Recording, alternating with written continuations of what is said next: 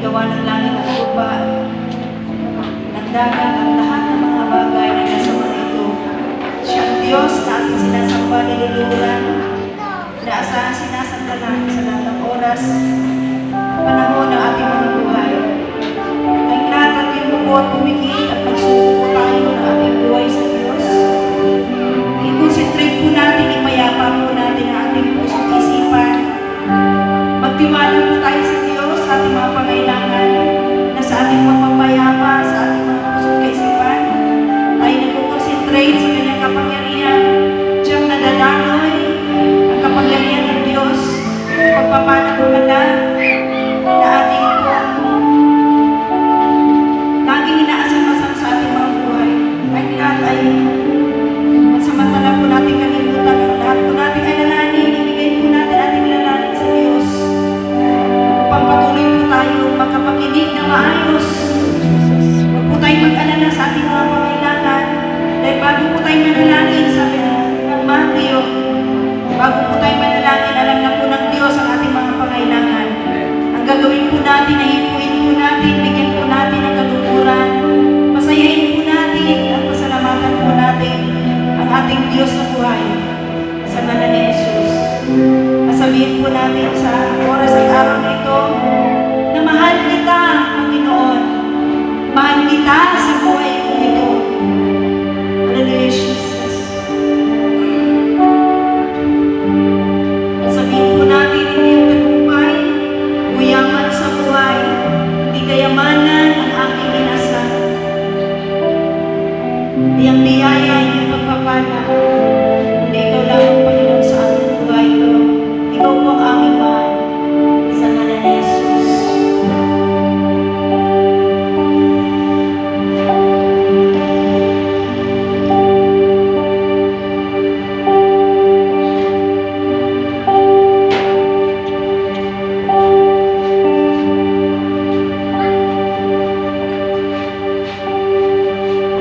Magtaas po tayo ng ating kamay sa langit.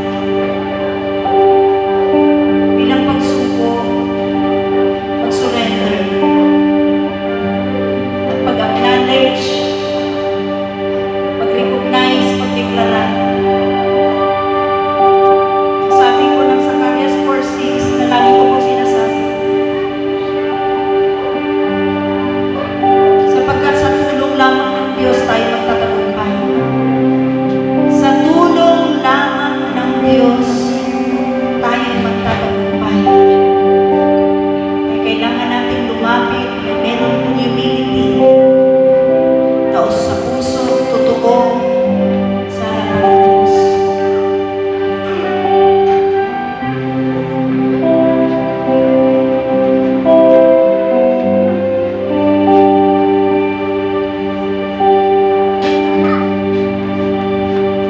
Hindi ang tagumpay o yaman sa buhay, hindi kayamanan ang aking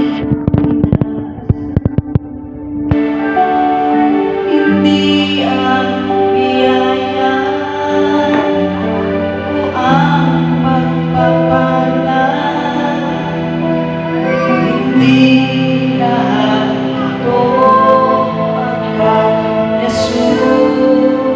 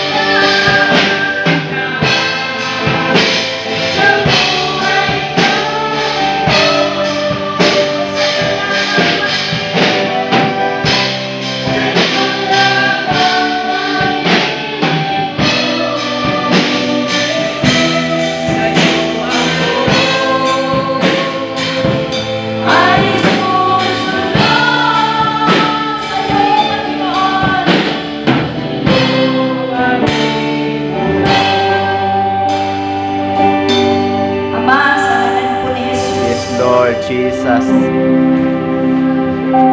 Di bali na po, hindi po namin makamit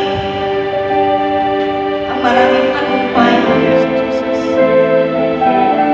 sa material na bagay. Di po namin makamit ang mga kayamanan ng sanlibutan ito. Di bali, Panginoon, di na po kami sisikan, katangian, maparangalan, mapalakpakan. Di bali, Panginoon, di na po namin maranasan ang karakian ng buhay na meron ang sanlibutan. Meron ang marami. At ipinagmamalaki. Di bali, Panginoon, wala po kami awards, certificate. Marami pong mga awards na tinatanggap. Di bali, Panginoon, wala na kami lahat ng mga bagay na ito.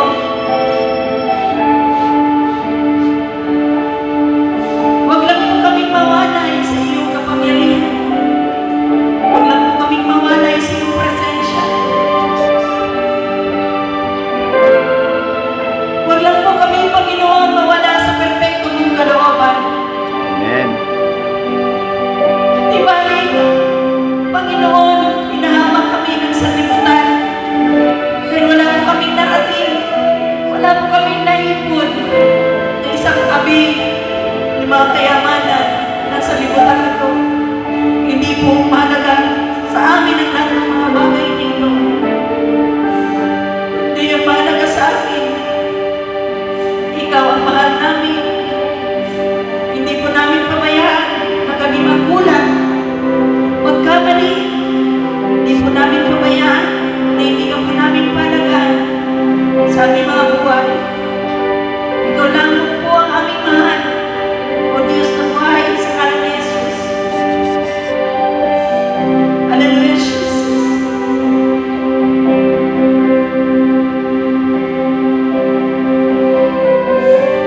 Ama, pawalang bisa niyo po, Panginoong Diyos, ang lahat ng espiritu na galing sa sanlibutan na siyang sumakop, na siyang bumubulong, na siyang nag-aalok sa aming mga buhay habang kami nabubuhay araw at gabi. Pawalang bisa niyo po ito, Panginoong Diyos, na ito po'y mabunot sa aming mga kaluluwa, sa aming mga espiritu, sa aming mga katawang lupa.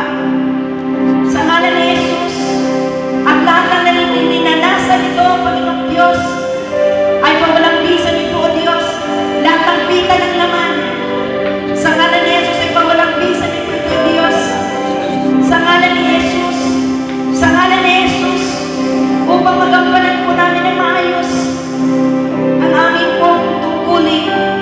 Magampanan po namin ng maayos ang aming pagsunod, ang aming pagsamba. At pawalang bisa niyo po itong lahat. Hindi namin ito kailangan sa aming mga buhay. Sa ngalan ni Jesus, layas, labas. Sa ngalan ni Jesus, sa ngalan ni Jesus, di ka namin kailangan. Sa ngalan ni Jesus, ikaw na bumutok sa amin. Ikaw na pinapakita namin, Espiritu ka, na mga kayamanan dito sa sanlibutan. Na yung pinapahalagan sa aming mga buhay. Sa ngalan ni Jesus ay pinulang bisa namin. Sa ngalan namin, sa ngalan ni Jesus, hindi ka namin kailangan. Sa ngalan ni Jesus, sa ngalan ni Jesus, we bind you, your spirit of materialism, worldliness,